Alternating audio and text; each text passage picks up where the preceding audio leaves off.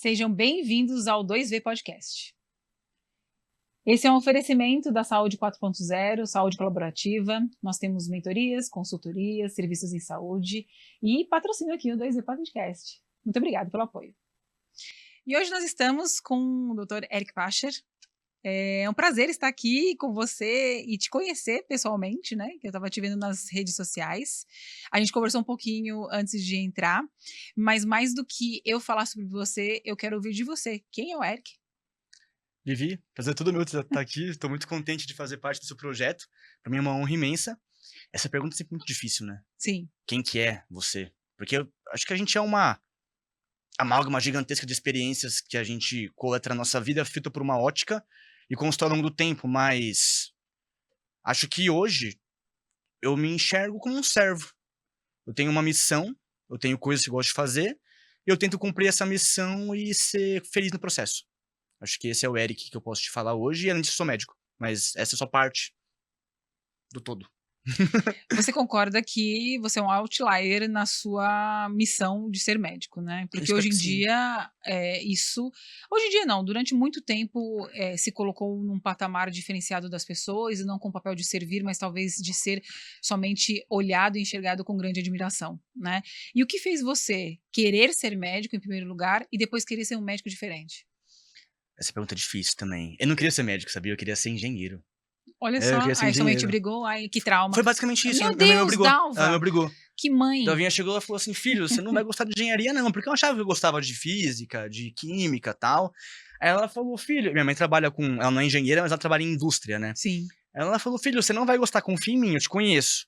Aí eu fui lá nas mulheres que faz orientação vocacional, fui lá, conversei e tal. Coitada, elas estudam tanto, elas viram mulheres que fazem psicóloga. Não, psicóloga, gente boa, esqueci o nome dela, mas era um amor. E aí ela falou assim, Eric, você tem cara de militar. Eu falei, nossa, militar? Ela falou, é militar. Aí eu pensei, e minha mãe aqui, não, tem que ser médico, tal. Eu tenho um avô que é médico e um primo muito querido, chama Rafael, que também é médico. Uhum. Aí eu falei, tá bom, vou fazer medicina então. E na época eu era envolvido, pasmem, com fisiculturismo. Uhum. Não que eu competisse ou algo do tipo, eu nunca fui desse tipo de pessoa, mas eu gostava. Uhum. Aí eu pensei, nossa, como médico eu consigo trabalhar com fisiculturismo. Nossa. Deu uma guinada violenta, né? Aí eu comecei a prestar por conta disso, tal. Passei na faculdade, fiz faculdade pública, eu fiz a estadual de Rio Preto, lá em Rio Preto. Vai ao inferno. Você sai do banho suado já. Péssimo. E aí no meio da graduação, que eu entrei pra trabalhar com fisiculturismo, eu percebi, nossa, cara, a medicina é muito mais ampla que isso, né? E tem uma coisa muito mais legal do que você deixar alguém fortinho pra competir bronzeado num palco. Aí eu comecei a gostar. Eu comecei a apreciar esse lugar no mundo de tentar servir, tornar a experiência humana de forma geral um pouco melhor, especialmente a experiência daquela pessoa que realmente precisa que ela se torne melhor, que são pessoas que têm uma condição de saúde que prejudica a qualidade de vida, e eu me encontrei nisso. E hoje eu faço com muita felicidade, e eu acho que o mínimo que quem se dedica, você também você vai entender o que eu tô falando, o mínimo de quem se dedica a cuidar de outra pessoa é dar o seu melhor. Tanto em empatia, em comunicação, em cuidado, mas também com qualidade técnica, né? Então, essa é a minha missão, e também divulgar isso para que a gente consiga angariar cada vez mais a nossa resistência de profissionais, não só médicos, mas terapeutas, nutricionistas, educação física e tudo mais, que realmente se importam com o paciente. Essa, no fundo, é a minha missão. E você, obviamente, hoje é um produto, mas a sua base é a evidência clínica, né? Sim. Mas uma pergunta importante é, ausência de evidência é evidência de ausência? Nunca é. Mas para fins práticos, muitas vezes é. Por que eu gosto de evidência? Porque, beleza, vamos supor, a minha missão, eu quero chegar aqui. Eu quero oferecer o melhor possível. Só que o caminho que eu consigo chegar mais próximo disso é a evidência científica. Porque se eu não fizer medicina, enfim, prática baseada em evidência, eu vou fazer prática baseada em quê? Em eu acho? Em eu aprendi assim, uma pessoa que aprendeu também em 1900 e tanto? Prática baseada em oráculo de Delphi, em sorte? Em eu acho que é o... Não tem como. Então, a principal baliza que a gente tem é justamente a evidência científica. Então, por isso que ela me atrai tanto. Aí tem esse bordão, né, de ausência de evidência não ser evidência de ausência. Realmente não é. Mas esse bordão, ele geralmente é mais restrito ao que a gente chama de eventos de cisne negro. Então, por exemplo, ninguém previa, não tinha nenhuma evidência que ia vir uma pandemia gigantesca em 2020. Veio.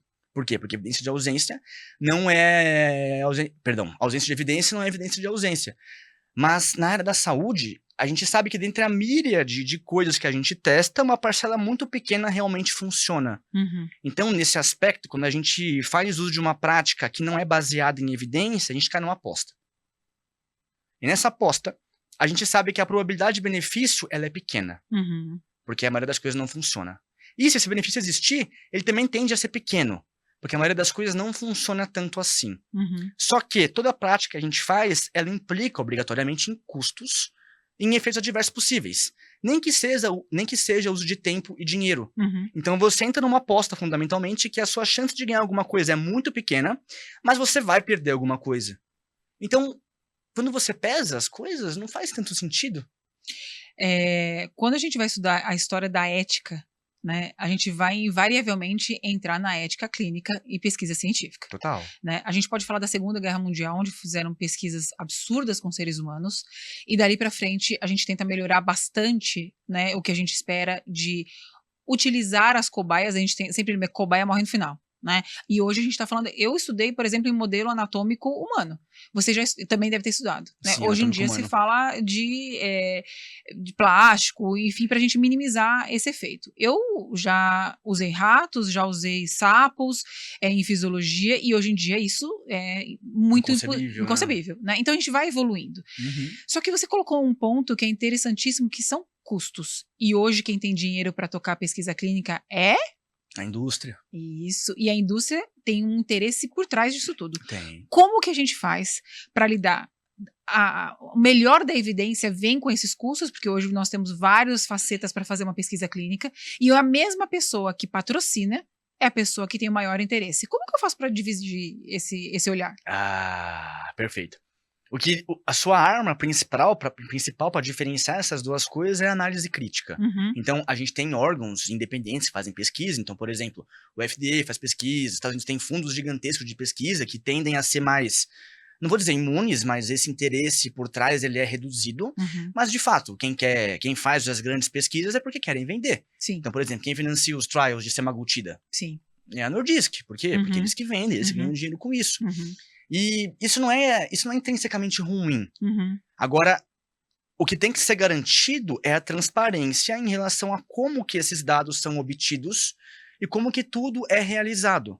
Uma vez que você tenha isso, que você consiga julgar de fato se aquele estudo foi realmente bem conduzido e está livre, na medida do possível, de vieses que invalidem aquele estudo, porque tudo vai ter algum tipo de viés. Sim. Mas nem sempre esse viés invalida. Essa é uma confusão comum. Tem viés? Tem, mas assim, tudo tem viés. Você tem que declarar. Exato, os conflitos. Exato, declarar os conflitos. Sim. E ver se trabalha bem conduzido a ponto da conclusão que os autores apresentam, os resultados, eles serem de fato confiáveis. Uma vez que você tenha essa garantia de que tudo foi feito nos conformes, a gente fica mais tranquilo. Embora a gente sempre tenha esse pé atrás, e é importante que a gente tenha. É bem desafiador, né? Porque você vê, por exemplo, colegas seus, em especial, que são prescritores, você deve ir em congressos, eu vou falar do que me dói, o meu crachá está escrito não prescritor. E por isso eu não tenho acesso a informações, para você ter uma ideia. Né? Eu não posso chegar nem na banquinha lá do cara, nem ganhar uma canetinha, porque eu sou não prescritor. Então ele tem um acesso direto. Os prescritores hoje têm um acesso direto às farmácias, as farmácias sabem quem prescreve mais. Né? E aí, quando você olha tudo isso daí, fica difícil de a gente acreditar. Né, quando a gente fala do mundo do tratamento de câncer nos Estados Unidos, quando você fala isso tudo, você fala assim, será que é um acesso à nova tecnologia ou será que a gente está inventando doença? Né? Então, quando você olha esse panorama mundial, para onde que a gente vai? É difícil de responder. Tem até um termo para isso que a gente usa na medicina que chama de disease mongering. Que é a gente basicamente fabricar doenças para tentar vender tratamentos. Disease mongering. Fabricar doenças. Então, por exemplo, até que ponto que o fato da testosterona do homem diminuir com a idade é realmente um problema?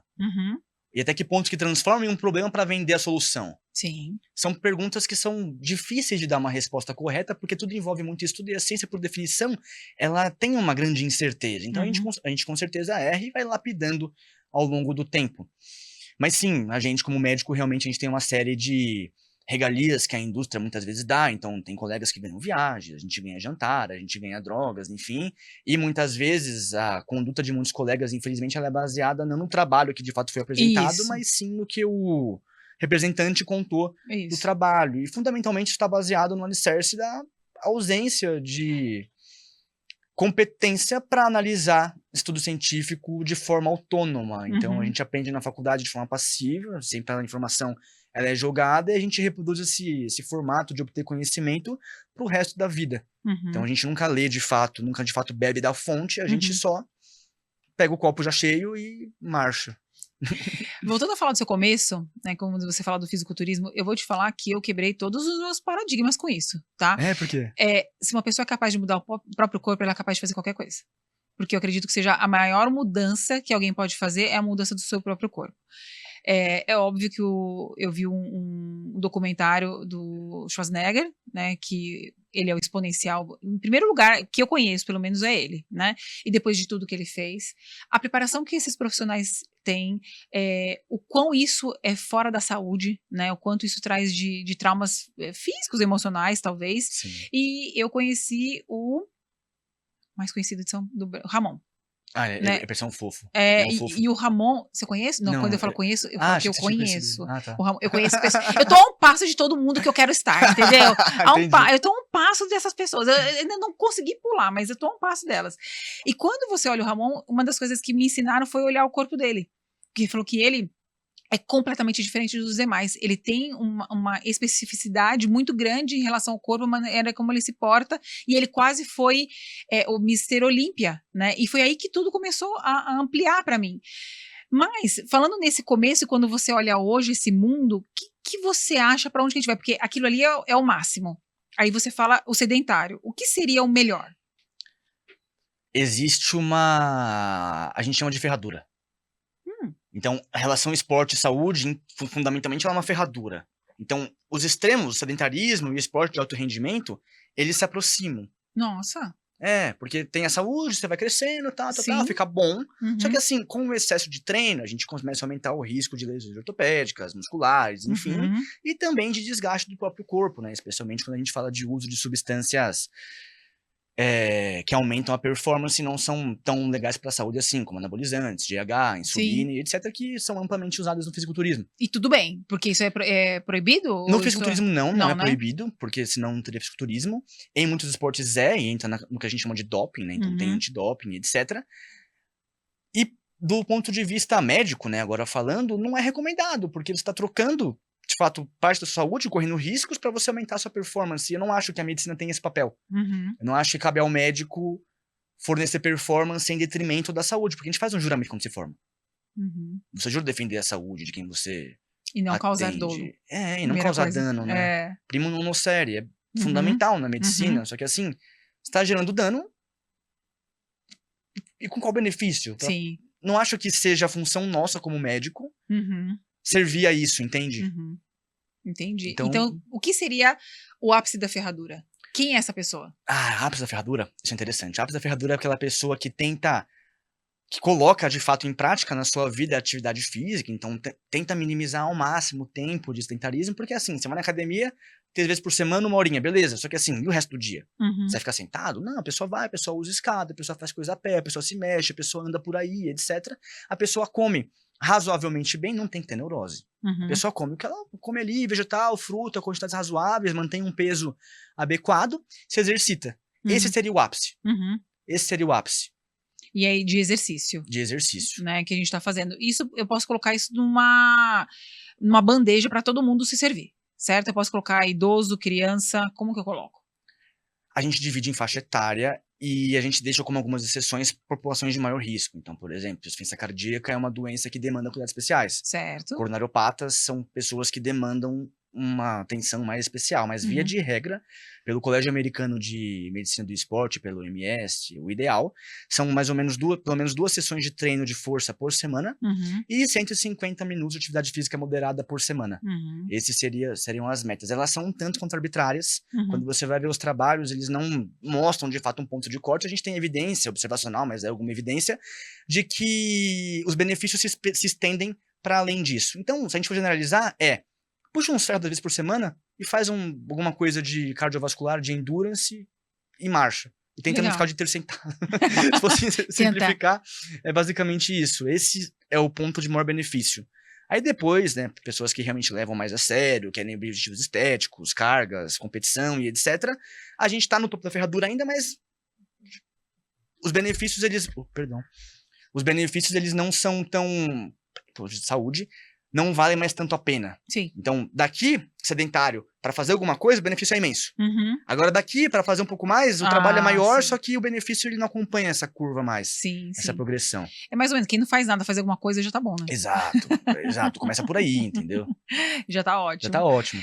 Você falou comer, né? Se você tá falando de comer, eu vou falar de obesidade. Tá. O que é obesidade? Por definição, pela OMS, a Organização Mundial de Saúde, a obesidade é definida como um excesso anormal de gordura. Ponto.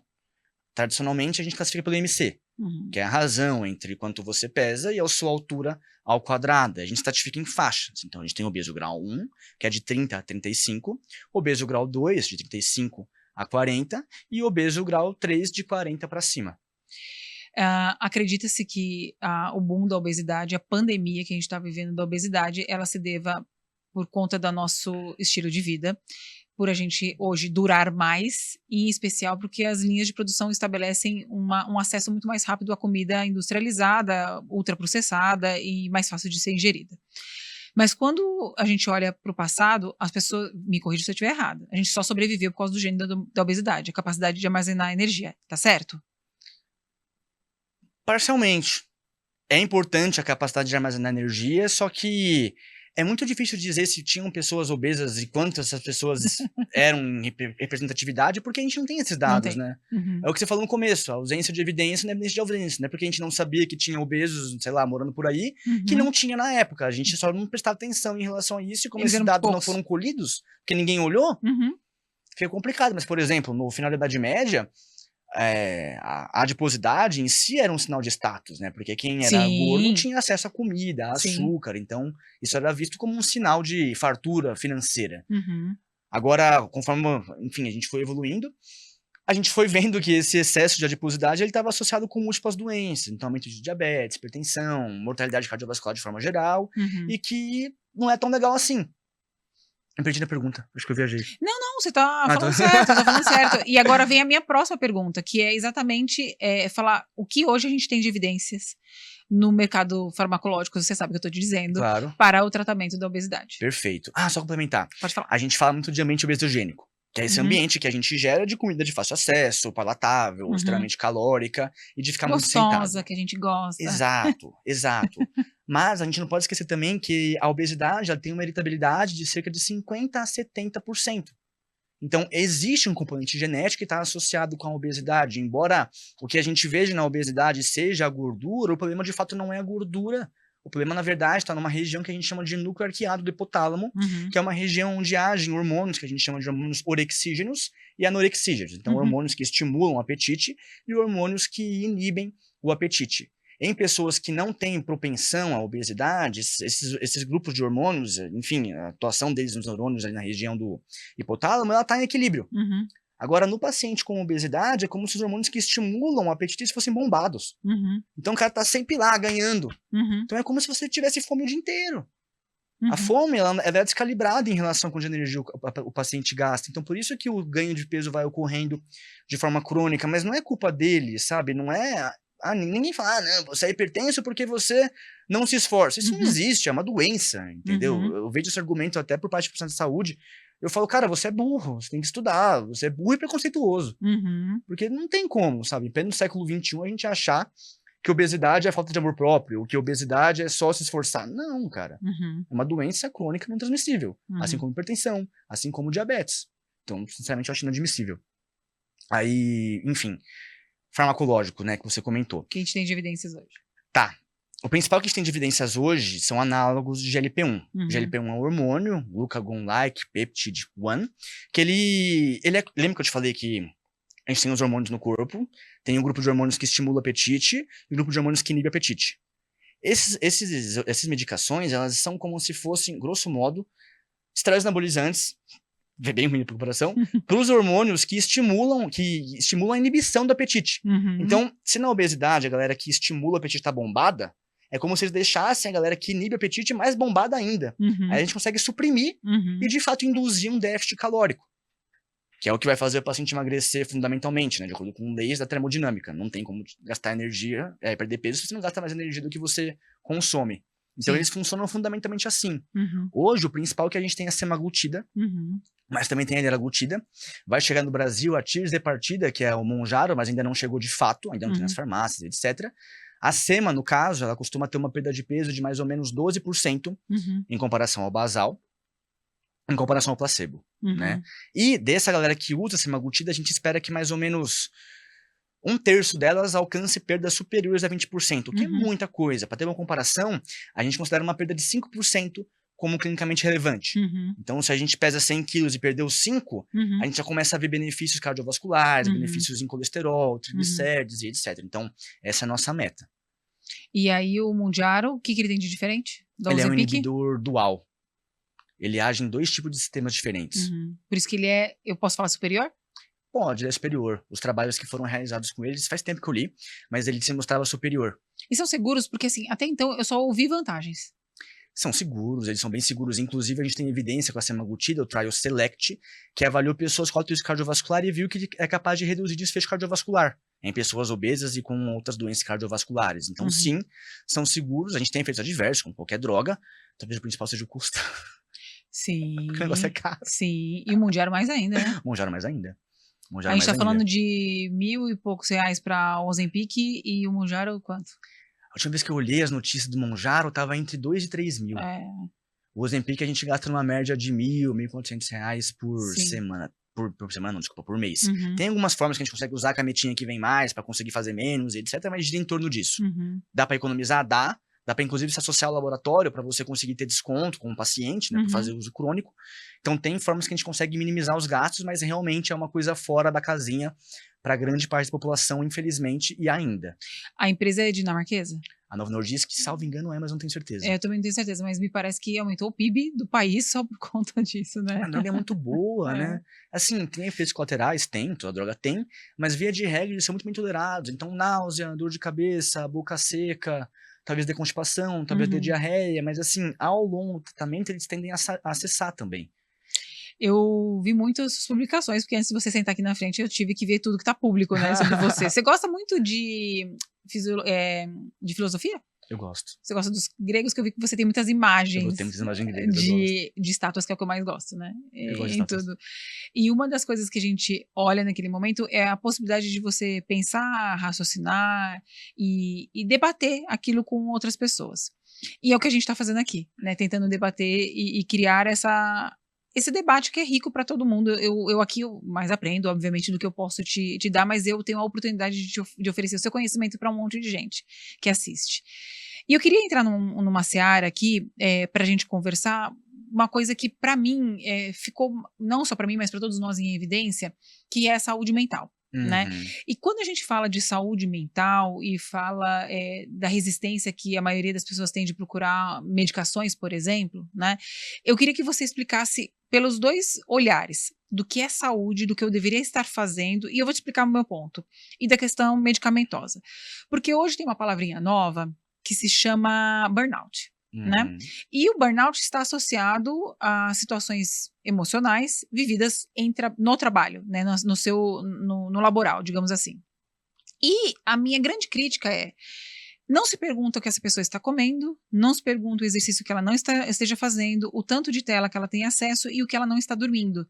E você associa aquela situação ao trabalho diretamente, e eu não vejo essa análise. E por outro lado, sim, existe muita gente que tem doenças mentais, existem medicações, mas tem muita gente que tem resistência. Eu vou ficar dependente, aquilo vai me transformar em outra pessoa. Qual que é a sua visão disso tudo? Isso é interessante. Existe uma teoria que a gente chama de teoria da adaptação geral de Selye. É uma teoria fundamental da fisiologia que a gente consegue aplicar em vários campos. Então, nós, como organismo, somos submetidos a estresses. Então, a gente pode comparar com treino, por exemplo. Então, você vai lá, você faz seu treino. Fez seu treino. Só que assim, depois que você treina, a sua performance tá diminuída. Por quê? Porque você acabou de treinar, tá fadigado, beleza. Só que o corpo tem capacidade de supercompensar. Então, tava aqui, diminui um pouquinho, o corpo se adapta. E a gente cresce. Agora, se o estímulo ele for excessivamente forte ou excessivamente constante, ao invés da gente conseguir manter essa adaptação, a gente começa a reduzir. Então a gente começa a reduzir e cai abaixo do basal. que é o que a gente chama de mal adaptação. A gente consegue encaixar o burnout, assim como o overtraining, enfim, acima de overtraining no treinamento, etc., nesse modelo de adaptação geral de CLIE. E agora, olha que interessante, a resposta de um organismo a determinado estresse, ela obviamente depende de outros estressores na vida da pessoa. Então a gente entra em fatores que são de fato estressores e fatores de resiliência. E aqui a gente engloba um monte de coisa. Então, por exemplo, quem dorme... Dor, por exemplo, que é a minha área. Quem dorme pior, a gente já sabe que tem uma sensibilidade à dor aumentada. Ou seja, são fatores que amplificam o estresse que você é submetido. Outra coisa muito importante que muita gente desconsidera são estratégias de coping, de autoeficácia. Então, como a gente lida com aquele estresse, também dita a nossa resposta a esse estresse. Então, eu concordo com você que tem que ter todo um manejo de várias variáveis dessa vida para a gente conseguir maximizar o que deixa a gente mais tolerante ao estresse e reduzir aquilo que mina nossa capacidade de resistência ao estresse. Eu acho isso lindo, é complexo, mas é lindo, porque é complicado, mas muitas vezes a gente não consegue fugir do estresse, né? A vida é estressante, ser adulto é estressante, ser profissional é estressante, então acho que o que a gente puder fazer para tentar lidar melhor com esse cenário, que é praticamente o bico, vai beneficiar a gente, e isso é um dos motivos que eu gosto de filosofia, porque ajuda com que a gente crie um panorama de enxergar a vida que é mais favorável para que a nossa vida seja realmente satisfatória. E se você pensar, é uma brisa imensa, né? A gente consegue aprender com pessoas que viveram 3 mil anos antes da gente. Sim. Olha que loucura. Você nunca viu o cara. Você lê Sêneca, por exemplo. O cara escreveu há milênios atrás. E mesmo assim, o que ele escreveu naquela época ainda te ajuda hoje. Eu acho isso uma loucura. Aí, pulando para a parte de medicações, né?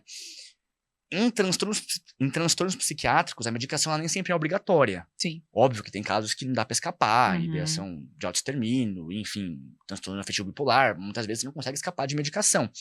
Mas eu imagino que quando você se refere à saúde mental, a gente fala de depressão e ansiedade, que são as doenças mais prevalentes na sociedade.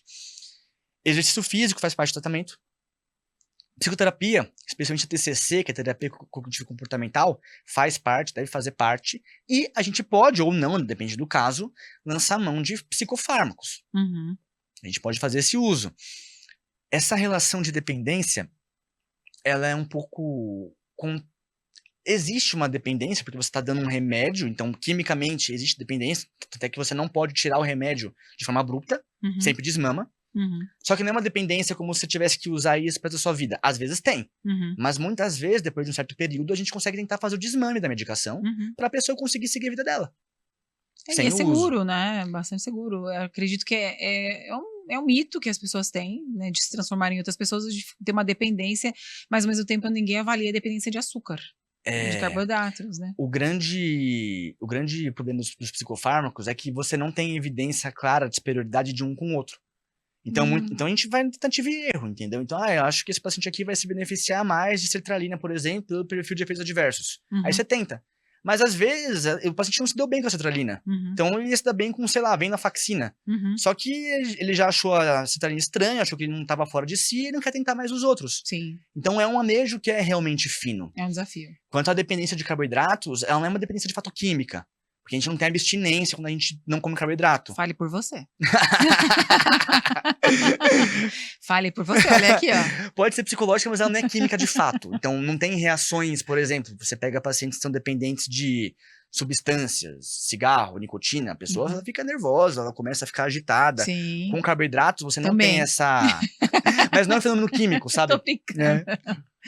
E aí, Eric, andando ainda por isso, tudo que a gente tá falando, e você falou da dor, né, que é a sua especialidade.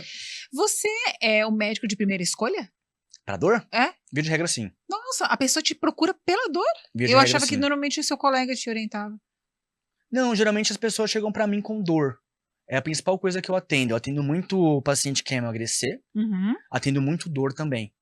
Tá quase meio a meio, eu diria, hoje. Então hoje, se eu for procurar o Dr. Eric, eu vou encontrar um médico. Sim, eu sou médico. E eu vou procurar um médico que vai me tratar de uma maneira global, certo? Idealmente, sim. Eu tenho uma percepção de que dor não tá perto de obesidade. Por isso que eu tô te falando. Às vezes tá perto. Às vezes tá muito, muito, muito perto. Fale mais. Existe uma relação entre dor e obesidade. Tá. Então, existem trabalhos na literatura que mostram que pacientes obesos, eles têm uma percepção de dor que pode ser maior. Isso ocorre por uma miríade de fatores. Então, por exemplo, o paciente que carrega mais peso todo dia, ele tem uma chance maior de evoluir com algum desgaste, alguma lesão de overuse, que a gente chama, né? Lesões de sobrecarga. Tendinopatia, osteoartrite, em geral é isso. Bursite, enfim. E existe também a teoria de que... isso aqui é legal. Por que a obesidade está relacionada com o aumento de risco de doenças cardiovasculares, enfim? Por quê? Por um monte de fatores. Mas quais? Na minha opinião, você obeso, normalmente você pratica menos exercícios, você tem uma taxa de gordura, ou então de colesterol e um acúmulo de gordura intravaso, e aumenta o risco de AVC, tromboembolismo pulmonar e assim sucessivamente. Perfeito. Existe uma teoria que a gente chama de teoria da adiposopatia. Acertou, meu bem, eu acho que bravo. É a teoria da adiposopatia. Então, o que acontece? Imagina que o seu tecido de gordura, ele é como se fosse esse copo. Ou seja, ele cabe coisa, tem um volume razoável. Então, a gente vai acumulando, a gordura vai acumulando, só que ele tem um limite. Então, o tecido adiposo, quando ele é exposto a esse estresse que obriga ele a armazenar de fato gordura, ele reage de duas formas. A primeira delas é que a célula, o adipócito, ele tem uma reserva de células tronco, enfim, então ele faz hiperplasia, que a gente chama. Então você cria novas células de gordura. Só que essa capacidade é limitada. Então, em paralelo, cada adipócito também aumenta de tamanho. Sim. Uma hipertrofia.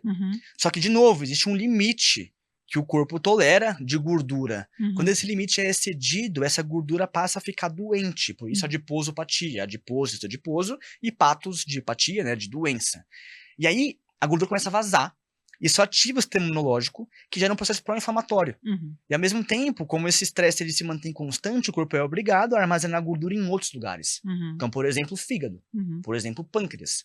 Enfim, tudo isso gera um estado de inflamação de baixa intensidade, porém sistêmico, que se associa ao desenvolvimento de doenças como diabetes, hipertensão e que, consequentemente, aumenta o risco de AVC, infarto e morte de forma geral. Essa é uma inflamação que ela realmente tem evidência, é respaldada em evidência, tá? Não é aquela inflamação que você vê no Instagram, tá inflamado, vai ter que tomar 12 manipulados por dia para você desinflamar, você não emagrece porque você tá inflamado. Não é assim que funciona. Mas essa é a principal explicação hoje que a gente tem para fazer esse link entre obesidade e hipertensão, e diabetes, e aumento de risco cardiovascular, e também com dor. Porque esse estado, supõe-se, esse estado pró-inflamatório, a gente supõe que esse estado pró-inflamatório esteja associado com uma diminuição do limiar do receptor de dor. Então, quando você bate, por exemplo, a região inflama. Imagina eu fiz um corte aqui e a região inflamou. Em volta dói. Por quê? Porque essa sopa inflamatória ela aumenta a sensibilidade dos receptores de dor para dor. Então, uma das teorias que relaciona a obesidade com, de fato, o aumento da percepção dolorosa é justamente essa, da inflamação. Interessante. Vamos por quê mesmo? Não, eu tava falando para você que para mim era muito distante obesidade de dor. E você tá explicando que não, que elas estão muito próximas, porque assim, eu não acho que por isso que eu tô falando assim, eu procuro um médico, entendeu? Nesse sentido, eu não tava vendo o link entre uma coisa e outra, você tá tentando explicar. Existe link. Isso da melhor maneira possível. Existe. Né? Que às vezes as pessoas te procuram como primeira escolha para tratar dor. Né? Fico feliz com isso. Pra mim, eu não imaginaria que alguém vai te procurar. Eu acho que ela vai procurar o ortopedista, o psiquiatra, e depois que ela vai chegar no médico especialista em dor, por exemplo, entendeu? Eu não sou de fato especialista em dor, eu não tenho RQE, que é o registro médico especialista. Eu sou médico e trabalho com dor, essa diferenciação. Sim. E eu recebo muito paciente que, de fato, passou por uma míriade de médicos antes de chegar até mim. Porque na formação de medicina, a gente não tem, de fato, muito contato com dor, com um manejo de dor. Então, no senso comum, inclusive no senso comum médico, a dor ela tem que obrigatoriamente estar associada a, de fato, algum dano. Sim. Então, você é muito paciente que vai no ortopedista, o ortopedista faz ressonância, faz tomografia, faz raio-x, faz tudo, e fala, olha, você não tem motivo para ter dor. Então, como se a dor não existisse, mas a dor, por definição, ela é uma experiência. Então, se o paciente tem dor, ele tem dor. Não cabe a mim julgar se a dor dele é justificada ou não. Sim. Até porque existem 3 principais mecanismos de dor. A dor nociceptiva, que é a clássica, então você cortou, machucou um tecido, tem dor porque ativou o nociceptor, beleza. A dor neuropática, quando esse dano ele ocorre no sistema somatosensorial, então, por exemplo, cetalgia, dor no ciático, tem alguma coisa pensando no seu nervo e dói. Mas a gente também tem a dor nociplástica, que é uma dor que ela não tem um dano tecidual que justifique essa dor.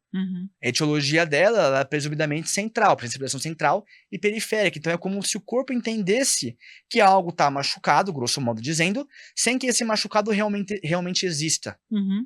É como se você estivesse num deserto, aí você vê um oásis. Só que não é um oásis, é um inferno. Você vê um inferno. Só que esse inferno não realmente existe, mas você viu. Então para você ele existe, isso é suficiente. Então, existe essa questão. E não quer dizer que eu tenho alguma doença psicológica, emocional. Propriamente dito. Pode ser que tenha. Pode ser que tenha, costuma ter. A gente vê a associação de pacientes com dor crônica com sofrimento psíquico mais aumentado. Então, muitas vezes o paciente tem ansiedade, tem muita depressão. Porque não é fácil viver com dor crônica, né? É um processo difícil. Absolutamente. Mas não é, de fato, categorizado como um transtorno psiquiátrico, dor que não tem justificativa tecidual orgânica, digamos. Não entra nessa categoria. Pelo menos não ainda, talvez um dia entre. Por enquanto tá tudo muito bem, tá muito bom. Agora a gente vai entrar no que eu achei que era mais polêmico de tudo que eu vi lá, né? Que são...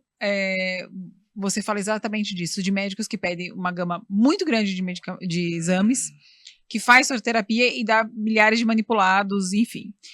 Por um outro lado, isso tá bem claro, você pode falar sobre isso. Quando a gente vê os grandes trials, eles falam sobre uma população, que você pega uma amostra, e essa amostra tem essa característica. A mesma coisa quando a gente olha o exame. O exame foram feitos estudos para uma amostra, e a amostra tem aquela característica que a gente fala que é o desvio padrão. Então eu tenho daqui até aqui. Só que eu posso não estar aqui. Né? Eu não tenho mais aquela idade, eu não tenho. Então, assim, não ficou claro para mim o quão isso é importante quando bem feito, ou realmente não era para ter sido feito, entendeu? Então, por exemplo, eu queria saber assim, se eu for com você, passar com você com os meus exames, você vai olhar nos desvios padrões daquele laboratório, ou você vai analisar a Viviane, o que ela tem, o que ela tá trazendo, e tentar ler aquilo de uma maneira personalizada. Porque para mim, vou te colocar meu ponto. Me ganha muito a história da personalização. De dizer que, assim, não é que eu não confie em estudo científico. Eu fui professora acadêmica durante 18 anos, né, de faculdade. Vi milhares de trabalhos científicos e a gente sabe que o trabalho pode ser levado para lá, pode ser levado para cá, né, dependendo do meu interesse. Mas negligenciar a personificação de um tratamento ou ler, eu tô chamando de negligenciar, tá? Eu sei que eu tô usando uma palavra pesada. Também me parece ruim. Entendeu? Eu concordo com você. Fale sobre o seu ponto. Falo. A medicina, a área da saúde de forma geral, ela segue uma lógica que a gente chama de Bayesiana. Então, por exemplo, vamos supor que eu te falo que eu tenho um teste que alguém fez de beta-HCG, de teste de gravidez, e deu positivo. O que você me fala? Que eu tô grávida. E se o teste for do Jonathan? Sim. Entendeu? Ele tá grávido. Não tem. Entendi. Não tem. Então, a gente não consegue analisar um teste sem analisar a pessoa que fez esse teste. Perfeito. Então, por exemplo, vamos supor, eu faço um exame de sangue de dano no coração, a troponina ultrassensível pra você, que a gente usa geralmente pra diagnosticar infarto e etc. E deu alta. Só que assim, você não tá sentindo nada. Foi feito aleatoriamente. Quer dizer que você tá infartando? Não. Não quer. Então, não existe você desvincular o exame de um paciente ao paciente de fato. Como que isso se encaixa numa lógica bayesiana? O que é uma lógica bayesiana? Então, a gente parte do que a gente chama de informação que a gente tem a priori, probabilidade pré-teste. Então, por exemplo, eu sei que a Viviane é uma mulher jovem, que não tem patologia cardiovascular. É jovem, é uma princesa. Não, 47 anos. Tá princesa ainda. Não, eu tô indo no médico pra ir bastante botox, ó. Eu rindo, eu chorando, eu traumatizada, mesma cara.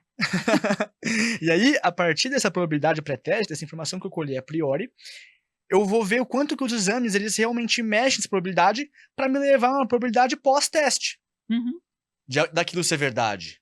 Então, o exame, ele nunca é só positivo ou negativo. Ele pode ser positivo, mas a gente também tem o que a gente chama de falso positivo, e a gente também tem o que a gente chama de falso negativo. Então, realmente não tem como desvincular o exame da pessoa que fez ele. Perfeito. Toda a medicina, se ela for bem feita, é individualizada. O que eu vejo, esses profissionais, eu tenho até receio de chamar de médico, mas enfim, o que eu vejo esses caras fazendo é que eles usam esse argumento da individualização para angariar pacientes, mas quando você vai ver, o que eles fazem no fundo é a mesma coisa para todo paciente. Então, se você comparar os seus manipulados com os manipulados da sua amiga que foi no mesmo médico, eles são praticamente idênticos. A lista de exames é praticamente idênticas. Só que se a gente tem que sempre levar em consideração o paciente para pedir os exames, não faz sentido ter uma lista de exames pronta. Porque cada um é diferente. Então, se, por exemplo, vamos supor, eu peço... Pensar no exemplo bom. Eu peço um exame de urina para você, como um check-up. Aí a urina vem com bactéria. Só que você não tá sentindo absolutamente nada. Por que eu pedi esse exame? Porque se vier bactéria, eu não vou tratar essa bactéria. Você não tá grávida. Se fosse grávida, eu tratava, mas você não é grávida. Então, esse exame ele não muda a conduta. Então, o que os caras fazem é pedir um monte de exame, desassociado ao clínico do paciente, e o que eles fazem, no fundo, é tratar o exame. Eles vêm com esse discurso de, não, a gente usa valores de referência diferentes para tratar exames que eles nem deviam ter pedidos. Porque o paciente não tem aquela clínica que sugira algum problema nesse aspecto. Vou te incomodar. Claro? Não, foi claro, mas eu vou te incomodar mais. Eu gosto. Você falou de alguém que tem um problema e que pede exame. E da medicina preventiva? Não seria uma possibilidade? É uma possibilidade, mas é uma possibilidade quando essa possibilidade ela foi avaliada por ensaios clínicos randomizados e eles mostraram um benefício que supere o malefício. Ok. Por exemplo, câncer coloretal. A gente sabe, já foi provado, que fazer o screening de câncer coloretal na população-alvo diminui a mortalidade. E que isso vem às custas de riscos e custos, enfim, toleráveis. Então compensa. Ou seja, isso foi provado. Entendi. Entendeu? Então a gente sabe por A mais B que fazer esse screening nessa população vai diminuir morte. Perfeito. E que isso vem a custos bastante razoáveis. A questão é, você não pode afirmar que tratar tal exame vai trazer algum benefício se isso não foi de fato validado. Certo. E na imensa maioria das vezes não é validado. Porque eu tenho uma necessidade como fisioterapeuta de trabalhar precocemente, que eu acredito que na minha área é o que é o mais desafiador. Né, você trabalhar fora da ergonomia, uma outra área, você trabalha só no tratamento, só na reabilitação, né? E você não trabalha na habilitação daquele paciente, que é uma das coisas que eu acredito que a gente vai expandir cada vez mais. É a mesma coisa que eu tô falando para você. Então, o que eu tô falando para você, eu tô falando para mim também, né? Claro. O que a gente chama de medicina preventiva ou o que a gente tá chamando de custos aumentados, né? Porque se preveniu, é ok. Se você não tá prevenindo, é custo. Exato. É que a promessa de prevenção ela tem que vir acompanhada da evidência para sustentar essa promessa. Sim. Então eu não posso, como médico, te falar assim, ó, eu vou te pedir vários exames daqui, a gente vai consertar o que tá errado aí, o que eu achar que tá errado, porque vai te trazer benefício se esse benefício não foi bem estabelecido. Porque não existe hipótese nula, né? A gente precisa ter essa evidência desse benefício bem estabelecida. H0 não existe. Exato. Aí eu vou lá no seu consultório e falo assim, Eric, eu quero viver até 150 anos.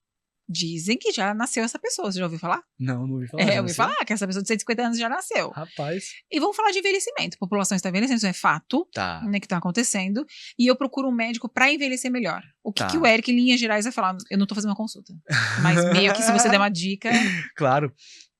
O quanto a gente consegue viver, existe um componente genético que é inegável. Isso depende do quanto nossos avós, enfim... familiares viveram. Minha avó durou até 98 bem. Olha, bem. Bem. E da carga de doenças que a gente pode estar submetido durante o processo de envelhecimento, né? Especialmente câncer e etc.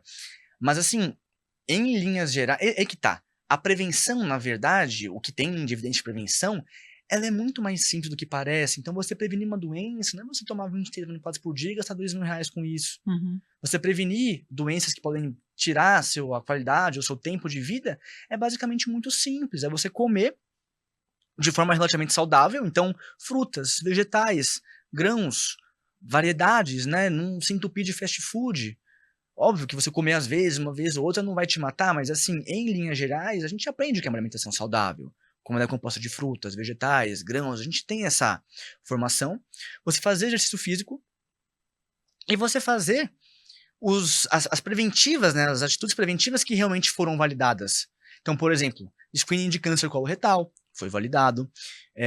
Papa Nicolau para mulher, foi validado. A partir de certa idade, acompanhar a glicada e pressão também é validado. Por quê? Porque tudo isso são oportunidades para a gente diminuir fatores de risco que podem matar a gente mais cedo. A gente tem evidência de que isso funciona. Por isso que a gente faz e recomenda. Mas também envolve outras coisas, né? Por exemplo, uma das principais causas de morte em pessoas jovens é acidente de trânsito. Então, se você quer viver mais, usa cinto de segurança. Não dirige rápido. Não bebe, dirige. Não fume. Então, no fundo, é muito mais simples do que parece. A gente só precisa tentar... Imagina que a gente tem um potencial genético, e a gente tem fatores ambientais que podam esse potencial genético. Uhum. O que a gente quer é tirar esses fatores que podam, no máximo que der, obviamente, Sim. para conseguir que esse potencial genético realmente se realize. Uhum. Foi mais ou menos o que a gente falou do estresse. Não dá pra eliminar, mas dá pra gente saber viver com ele, né? Exato. O que eu vejo é que muita gente tem parafuso porque acha que isso envolve muito mais coisa do que realmente envolve. Uhum. Então, de novo, você não precisa tomar 12 manipulados por dia para viver mais. Entende? Se você é saudável, obviamente, e tal. Então, o que eu vejo na maioria das vezes é que essa promessa, ela vem acompanhada de um viés, ela se aproveita, na verdade, dessa vontade que a gente tem de fazer algo para nossa saúde, ela se aproveita da inexperiência crítico-científica, melhor dizendo, da população e dos próprios médicos, para criar um novo mercado. Que muitas vezes vem, inclusive, sob a ótica de, não, eu sou contra a indústria farmacêutica, mas assim, o mercado integrativo, ele movimenta bilhões. É um mercado também que também tem interesse financeiro. Você acha que a farmácia de manipulação ela faz por amor? Não. Não faz. O médico, inclusive, às vezes até embolsa a parte do valor que você gasta com os manipulados. Então, isso é o que eu geralmente vejo na minha prática. Um monte de coisa que não tem base em evidências, que na verdade se aproveita dessa vontade que a gente tem de fazer algo pela nossa saúde e da falta de senso crítico para pegar essa presa e de fato gastar dinheiro com coisas que podem não fazer tão mal assim, ou que pelo menos parecem ser seguras, mas que consomem recursos que são escassos, como o dinheiro. Entendi. E gera neurose também, né? A pessoa fica maluca, imagina. Não sei se foi claro, foi claro? Não, foi super claro. Bom, eu tava só... Você saiu bem, vamos dizer assim. É que eu sou liso. Érica, a gente tem um momento aqui do nosso podcast que chama Fatos e Sensações. Então eu vou apresentar para você alguns fatos e você vai me dizer quais são e qual que é a sua sensação para esses fatos, tá bom? Tá bom. Olha lá. Tem que Primeiro. Esse sou eu. Antes do transplante capilar. Falando o quê? Antes do transplante capilar. Falando sobre o transplante? Não, antes do transplante. Eu era meio calvo, eu fiz transplante. Você não tá fazendo aí, né? Você tá dando aula. Tô dando aula aí, é verdade. E aí você tá falando sobre o quê? Sobre dor. Dor lombar. Esse foi um evento que a gente fez na USP Bauru, que eu fiz com um colega muito querido, chama Vitor Borim. Ele é médico também, um fofo, amo ele. E a gente, na verdade, o panorama não era dor lombar, era medicina baseada em evidências. Com um contexto de aplicação em dor lombar. Para acadêmicos de medicina. Foi bastante bacana, foi no final de 2023. Muito bom. Adorei fazer. Próximo? Essa é a Preta, minha gata. Ela é minha mãe, na realidade, mas eu roubo ela às vezes. Você gosta de gato, né? Eu gosto muito de gato. Você tem quantos? Eu tenho 6. 6 gatos? 6 gatos. Meu Deus do céu. Eu gosto muito, muito, muito de gatos. Eu tava montando aula aí pro curso do Bebendo da Fonte, que é um curso que eu tenho de prática. A gente vai falar sobre ele. Eu adoro, eu tava montando aula, me faz feliz isso. Muito legal. Próximo? Tô contente. Essa é minha mãe. Esse é meu padrasto. Que legal. Eles estão juntos há uma década. Eu tinha barba na época, eu tirei a pele e bigode. Era Natal, se eu não me engano. O que é Dalva pra você? Caralho. Caramba, quer dizer. Não tem problema, eu falo palavrão, a gente tá entre adultos. Porra, minha mãe, cara. Minha mãe é a pessoa mais importante da minha vida pra mim. Eu devo tudo a ela. Eu sou quem eu sou hoje por causa dela, entendeu? Por todo o apoio que ela me deu, tudo que ela permitiu que eu fizesse, tudo que ela me ensinou, tudo que ela serviu de exemplo. Minha mãe é uma pessoa incrível, extremamente forte, batalhadora, competente, com caráter. Ela é meu exemplo de vida. Ela é meu exemplo de vida. Espero que ela ouça isso. Espero que você fale isso pra ela. Você fala com frequência. É bom, né? Fala com frequência. Eu acho que a gente tem que expor os sentimentos nossos com frequência pra quem a gente ama, porque às vezes você morre do nada, né? Sim. Então, você não vai dar oportunidade. A gente já viu isso acontecer muitas vezes. Acontece com frequência. A gente tá se cuidando, e atravessa no lugar errado, pum, morreu. Exato. É importante. É importante. O seu curso, fala um pouquinho dele. Online. Eu te contei que uma das minhas missões é oferecer o melhor cuidado possível, mas também é divulgar a importância de que para oferecer esse cuidado possível, o melhor possível, a gente tem que se basear em evidências. Mas, entretanto, contudo, porém, a gente observa uma lacuna muito grande na formação nossa como profissional da saúde para, de fato, aprender a interpretar essa evidência. Teve uma vez, eu estava na faculdade ainda, aí eu tinha um professor, estava na laboratório de clínica médica, era uma paciente com artrose aí de joelho. Aí era SUS, né? Era SUS. Aí ele falou, não, compra colágeno e tal, não sei o quê. Eu pensei, cara, colágeno? Na moral? Eu falei, professor, vi que você prescreveu colágeno aqui, aí eu tava com o iPad na época ali e tal, mostrei um gráfico de uma meta-análise pra ele. Falei assim, mas a gente não vê benefício aqui, né, nas principais meta-análises. Aí ele fingiu que ele tava sem óculos e ele não conseguia enxergar. Falou, tô sem óculos aqui, não consigo ver, tal. Meu Deus! Aí ele deu uns 3 passos, sacou o celular e começou a responder o WhatsApp. Sem óculos, obviamente, né? Ou seja, nem quem é pra ensinar a gente sobre prática baseada em evidências, às vezes tem um entendimento de fato de prática baseada em evidências. E, de fato, quando você vai nadar nessa literatura, não é uma coisa agradável, é difícil, estatística é difícil, não é palatável, sabe? Então, eu tentei criar uma plataforma, uma comunidade em que a gente consegue fornecer esse conteúdo que a gente devia ter aprendido na faculdade, mas infelizmente não aprendeu, da forma mais agradável e didática possível, porque é o caminho que a gente tem com maior probabilidade de fazer benefício e pros pacientes, então não tem como fugir. É bebendo da fonte, né? Como você colocou. Bebendo da fonte. Transferir o seu produto tem um nome maravilhoso. Eu adoro quando as pessoas conseguem fazer esse encaixe do que é o produto e transformar isso numa palavra, numa frase, né? Que é bebendo da fonte. Mas sabe que não ficou claro pra mim? Isso serve pra qualquer pessoa. Qualquer pessoa da área da saúde. Qualquer pessoa da área da saúde. Entendi. Então, tanto acadêmico quanto pessoas já formadas. Então, já tivemos fisioterapeutas, educação física, nutrição, médicos, fonoaudiólogos, psicólogos, muito psicólogo. Qualquer pessoa que esteja começando o curso ou até já esteja formada há mais tempo. A gente teve desde gente que começou antes mesmo de começar a faculdade de medicina e se beneficiou, até pessoas no mestrado, doutorado. Que máximo. E você tá na rede social. Você é um médico jovem e num mundo ainda muito cartesiano, que é a ala médica. E como você tem visto essa sua transição para esse mundo mais online, digital? Como é que as pessoas te veem, os seus colegas? Como é que você sente tudo isso? Quando eu comecei a postar conteúdo, lá em 2020, era uma coisa um pouco mais... Era mato, né? Era mato. Então... era muita crítica, eu só tinha pessoas na minha rede social que eu conhecia de fato, então recebi muito apoio de fato, até que eu tô aqui até hoje, mas também recebi muitas críticas, então muitas vezes, o blogueiro, tal, não sei o que lá, mas hoje eu vejo como uma das principais, assim, eu formei faculdade pública, né, então eu tenho essa dívida de devolver para a sociedade, porque ela me formou, né, eu formei com a atuação de todo mundo do Brasil, praticamente, então... Eu vejo o trabalho em rede social como uma forma de fornecer alguma coisa de volta, de devolver um pouco do que foi investido na minha formação. Então eu levo isso muito a sério, tanto é que todo o conteúdo que eu posto, que não é obviamente a minha opinião, eu boto referências, eu respondo comentários, mesmo quando os comentários são feitos com falta de educação, eu respondo. Por quê? Porque é minha função. Eu assumi como minha função. E é isso. Aí se a pessoa continua sendo idiota, aí obviamente eu posso responder. Mas a priori eu respondo. E hoje eu vejo colegas que me tratam com muito respeito, eu fico muito contente com isso.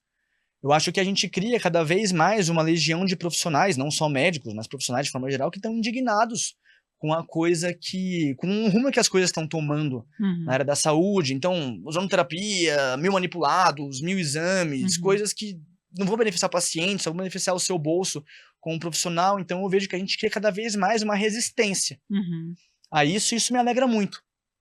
Eu fico bastante contente de fazer parte dela. Uma guerrilha. É verdade, eu imagino, eu posso imaginar, né? Eu não sou médica, mas eu posso imaginar o que você passou, o que você passa, mas que hoje talvez esteja mais desbravado, eu acho esteja mais forte. Que para profissionais que não são médicos ainda é mais difícil. Porque eu não concordo com isso, mas é o que acontece. Como médico, você tem um pseudo-argumento de autoridade. Tipo, o cara é médico. Então as pessoas às vezes olham a sua opinião como porque você é médico, como que tenha mais valor de um profissional de educação física, ou fisioterapeuta, ou enfim, psicólogo, mas isso não é verdade, né? Isso é uma falácia de autoridade, que é uma falácia argumentativa. Mas eu acho que por conta desse senso comum, acho que meu caminho tenha sido mais suave do que talvez o seu caminho, por exemplo, que você cruzou. Aí eu acho que você é mulher, eu sou homem. Então ainda tem esse adendo. Muitos N's aí. Muitos adendos. Então eu acho que o meu caminho, ele tá relativamente tranquilo. Eu acho que tem gente que teria caminhos muito mais... não tenho certeza. Muito mais espinhosos.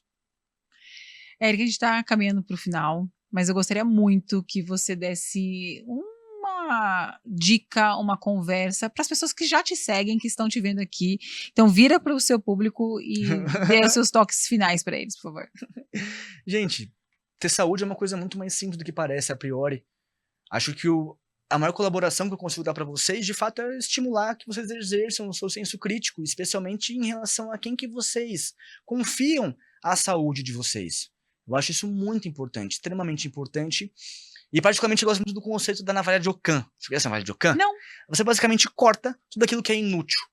Eu acho que hoje a tendência na área da saúde é que a gente tem que cortar de fato coisas que são inúteis, que só geram desgaste, mas não geram benefício. Então concentra seus esforços naquilo que realmente funciona, que tem evidência que funciona. Então se alimenta direito, come direito, dorme direito, tem uma vida social, um círculo de apoio e seja feliz, né? O mais próximo disso que der, porque acho que a gente tá aqui na Terra para isso.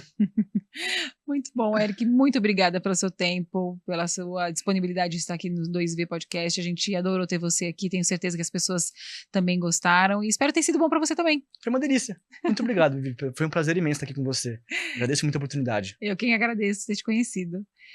E você que ficou aqui até o final, espero que vocês tenham amado o Eric. Ele está nas redes sociais, vai estar aqui na descrição do vídeo. Mas curte, compartilha com as pessoas para elas também beberem da fonte, assim como o Eric falou. Obrigada pelo tempo de vocês.